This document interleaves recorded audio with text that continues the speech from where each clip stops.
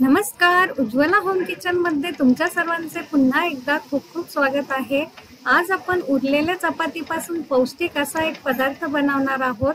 स्वादिष्ट लागतोच, त्याचबरोबर पोटभरीचा सुद्धा असतो। चला तर वळूया आजच्या रेसिपीकडे। आजच्या रेसिपीसाठी आपल्याला पूर्वतयारी करून घ्यायची आहे। उरलेल्या चपात्या आहे, येथे 2 ते 3 चपात्या घेतलेल्या आहे आपण बघू शकता। येथे गाजर किसून घेतलेले आहे 2, कांदा लागणार आहे आपल्याला 2 ते 3 आणि लसूण, मिरची आणि जिऱ्याची पेस्ट घेतलेली आहे आपण 2 चमचे येथे। आता मिक्सरच्या भांड्यामध्ये आपल्याला ज्या चपात्या घेतलेल्या आहे त्या बारीक करून घ्यायच्या आहे। छोटे छोटे तुकडे करून आपण मिक्सरच्या भांड्यामध्ये टाकून घेऊया आणि चालू बंद करून एकदम बारीक असं त्याची पावडर करून घ्यायची आहे आपल्याला। चपाती ऐवजी आपण येथे भाकरीचा वापर केला तरी सुद्धा चालू शकेल। रेसिपी मध्ये पुढे जाण्याच्या अगोदर जर आपण चॅनलवर नवीन असाल तर प्लीज चॅनलला सबस्क्राइब करा।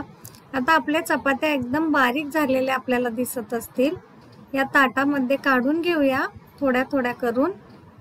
फार स्वादिष्ट लागतात हे खायला पदार्थ हा।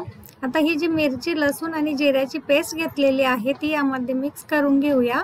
त्यामध्ये आपण बारीक करताना मीठ सुद्धा टाकून घेतलं होतं।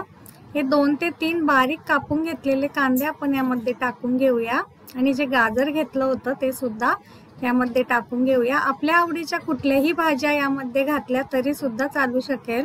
आता कोथिंबीर आपण येथे भरपूर घालणार आहोत। कोथिंबीरीमुळे फार छान स्वाद येतो या पदार्थाचा। आता यामध्ये आपण पीठ टाकून घेऊया वेगवेगळ्या प्रकारचे। येथे मी अर्धी वाटी ज्वारी, बाजरी आणि बेसन पीठ टाकून घेतलेलं आहे।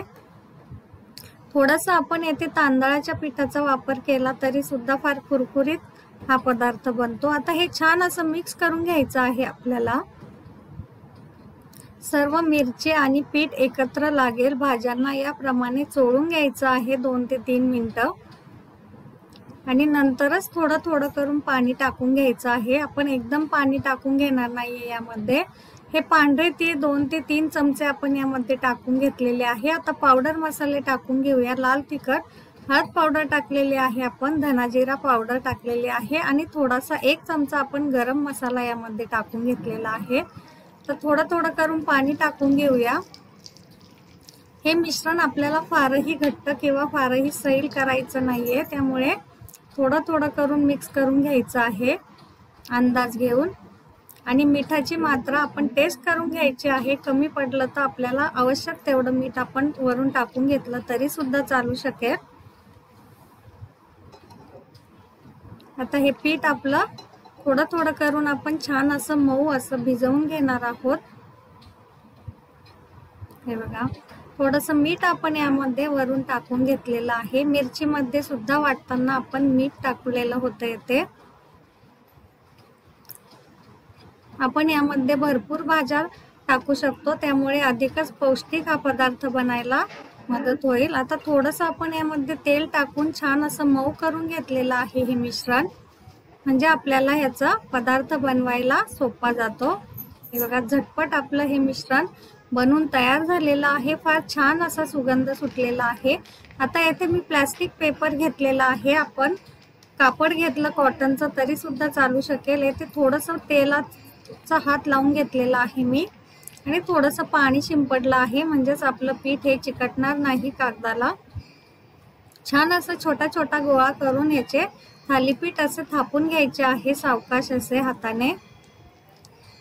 आणि हे आपल्याला पातळच थापून घ्यायचे आहे, म्हणजे छान असे कुरकुरीत भाजले जातात आणि चवीलाही फार छान लागतात। हे आपल्या आवडीचे छोटे मोठे कुठल्याही आकारात आपण हे केले तरी सुद्धा छान लागतात। हे बघा, आपलं थालीपीठ छान असं बनून तयार झालेलं आहे मिनिटामध्ये। वरून थोडेसे आपण पांढरे तीळ लावून घेऊया। पांढरे तीळ भाजल्यानंतर खाताना फार छान स्वाद येतो ह्याचा। आता तेल गरम करून थोडंसं आपण यावर टाकून घेतलेलं आहे। तवा गरम करून घेतला होता आपण अगोदर, थोडंसं तेल टाकून घेतलेलं आहे आणि हे थालीपीठ याच्यावर आपल्याला छान असं भाजून घ्यायचं आहे।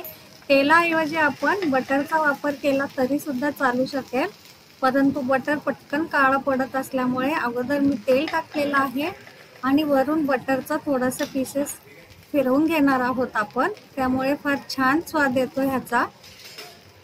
लहान मुलांना सुद्धा भरपूर आवडेल असा हा पदार्थ आहे, तर नक्की ट्राय करा. आपण जर चॅनलवर नवीन असाल तर प्लीज चॅनलला नक्की एकदा भेट द्या. येथे भरपूर प्रकारच्या डिशेस अवेलेबल आहेत. व पुढची रेसिपी आपल्याला कुठली बघायला आवडेल हे सुद्धा मला कमेंट करून सांगायला अजिबात विसरू नका. हे बघा, आपलं छान असं थालीपीठ खमंग भाजून तयार आहे. दोन्ही साईडला छान गोल्डन ब्राऊन करून घ्यायचं आहे आपण हे बघा. असं एक एक करून सर्व थालीपीठ आपले तयार करून झालेले आहे. चटणी बरोबर, सॉस बरोबर आपण हे खाऊ शकतो किंवा दही सोबत खाल्लं तरी सुद्धा छान लागतं. नक्की ट्राय करा. रेसिपी कशी वाटली कमेंटमध्ये मला नक्की सांगा. आणि अशाच छान छान रेसिपीसाठी आपल्या चॅनलला लाईक, शेअर आणि सबस्क्राईब करायला अजिबात विसरू नका. म्हणजेच असे येणारे छान छान व्हिडिओ तुम्हाला बघायला मिळेल. धन्यवाद.